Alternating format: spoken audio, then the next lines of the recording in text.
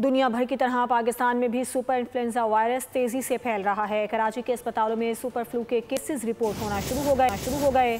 तफसीलात देखिए मरियम हसन की इस रिपोर्ट में। फ्लू के नए स्ट्रेन H3N2 सबक्लेड की पाकिस्तान में एंट्री। नया स्ट्रेन नज़ला, जुकाम, खांसी और नमूनिया जैसी बीमारियों को मजीद पेचीदा बना सकता है।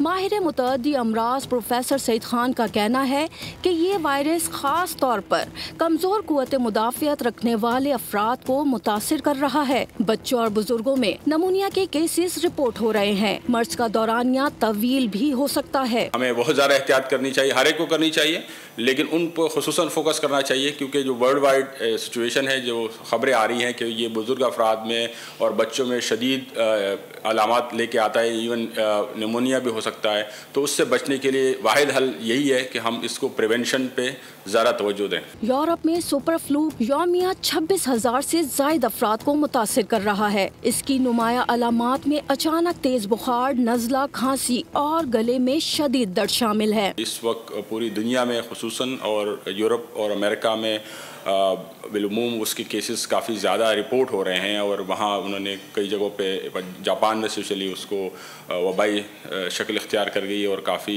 अलर्ट जारी हुए हैं। माहिरीन का कहना है कि बच्चों और बुजुर्गों में फ्लू की वैक्सीन भी इस मर्ज की शिद्दत कम करने में मौसर साबित हो सकती है। शहरी एहतियाती तदाबीर इख्तियार करें तो फ्लू की पेचीदगियों से महफूज रह सकते हैं।